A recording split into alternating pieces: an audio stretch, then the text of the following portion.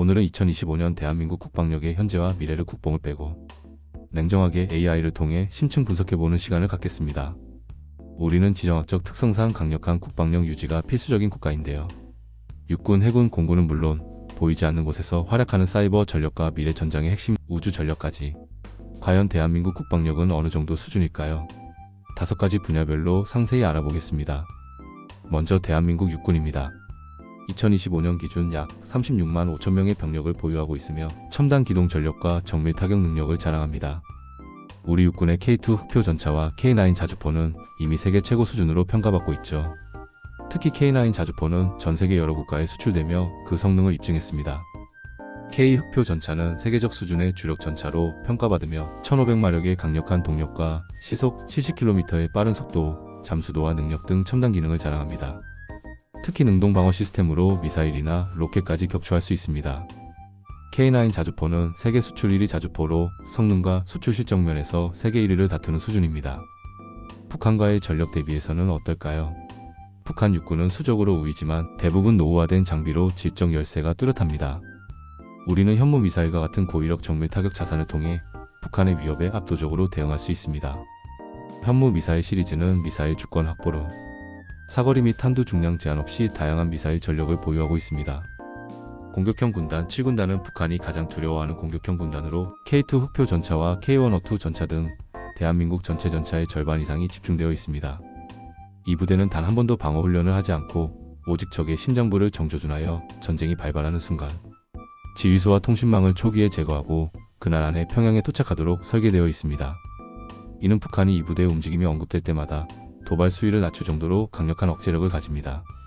미래 육군은 유무인 복합체계와 AI 기반 지휘통제 체계로 더욱 스마트하고 강력하게 진화할 것입니다.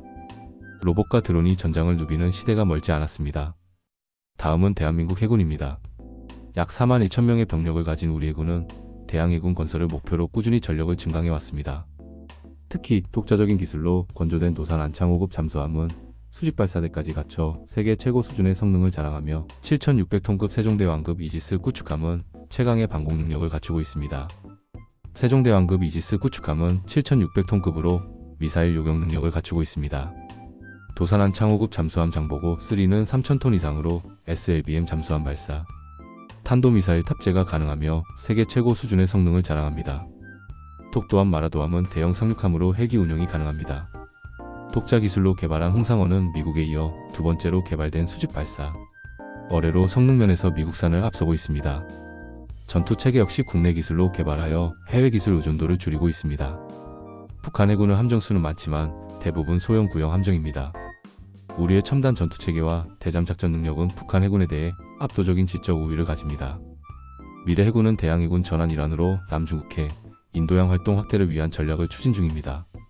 경항공모함 도입을 추진했으나 현재는 대형 수송함급으로 재검토 중입니다. 또한 무인 수상정 및 잠수정을 통해 해상 감시와 착전 능력을 극대화할 계획입니다. 대한민국 공군은 약 6만 5천 명의 병력으로 우리 영공을 수호합니다. F-35A 스텔스 전투기 도입으로 북한에 대한 공중 우위를 확고히 했으며 한국형 차세대 전투기인 KF-21 보람에는 이미 개발과 양산이 진행 중입니다. 2026년 실전 배치가 시작되면 우리나라는 세계 6대 전투기 개발국으로 우뚝 서게 됩니다. KF-21 보람의 개발 현황을 살펴보면은 한국형 차세대 초음속 전투기로 시험 비행을 완료하고 양산 준비 중입니다. 2026년 실전 배치 예정이며 개발 성공 시 세계 6대 전투기 개발국 대열에 합류하게 됩니다. KF-21은 이미 시제기가 마하이를 돌파하며 초음속 순항 기술을 보유하고 있음을 입증했습니다.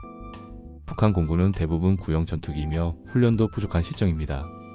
우리는 F-35R을 비롯한 최신의 전투기와 패트리어트, 천궁2 등 다층 방공망으로 북한의 공중 위협에 완벽히 대응합니다.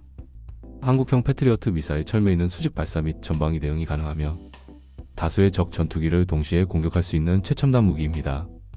패트리어트 PAC-2, 천궁2, 사드 등 다층 미사일 방어망을 구축하고 있습니다. 미래 공군은 유무인 복합체계를 구축해 스텔스 무인 전투기가 유인 전투기와 함께 작전을 수행하는 모습을 볼 수 있을 겁니다. 다음은 현대전의 핵심 사이버 전력입니다. 국방부 직할 사이버 작전 사령부를 중심으로 북한의 끊임없는 사이버 위협에 대응하고 있습니다. 북한은 대규모 해커들을 운영하며 우리 사회 전반에 걸쳐 사이버 공격을 시도하고 있는데요. 우리 사이버 전력은 AI 기반 사이버 방어 시스템과 양자, 암호 통신 기술 등으로 무장하며 보안 수준을 높이고 있습니다. 미국, 중국, 러시아 등 주요 강대국들에 비해 절대적인 규모는 작지만 북한의 사이버 위협에 대응하며 빠르게 성장하고 있습니다. 보이지 않는 곳에서 대한민국의 안보를 지키는 우리 사이버 전사들에게도 많은 관심이 필요합니다. 다음은 미래 전장의 핵심 우주 전력 부분입니다. 2024년 국방우주전략본부가 창설되면서 우주 국방 역량 강화의 속도를 내고 있습니다. 2023년에는 군사정찰 위성 1호기 발사에 성공하며 독자적인 우주 감시 능력을 확보했죠. 우리는 독자적인 우주 발사체인 누리호를 통해 위성을 직접 발사할 수 있는 능력을 갖췄습니다. 이는 북한의 미사일 발사 징후 등을 사전에 파악하는 데 결정적인 역할을 합니다. 미래 우주 전력은 초소형 군지 위성과 한국형 GPS, KPS 미군, 전용 위성항법 체계 등으로 더욱 고도화될 것입니다. 한국은 기술력과 정밀무기 연합작전 능력에서 북한의 압도적 우위를 가지고 있지만 북한의 비대칭 전력은 여전히 위협적입니다. 한국 육군은 K2 전차, K9 자주포 등 최신 장비를 대량 보유하여 북한의 구형 전차에 비해 압도적 우위를 점합니다. 공군 역시 F-35A 등 최신의 전투기로 북한 구형 전투기에 대해 압도적인 질적 우위를 가집니다. 해군 또한 첨단 전투체계와 대잠작전 능력이 우수합니다. 북한의 양적 우위와 비대칭 위협이 존재합니다.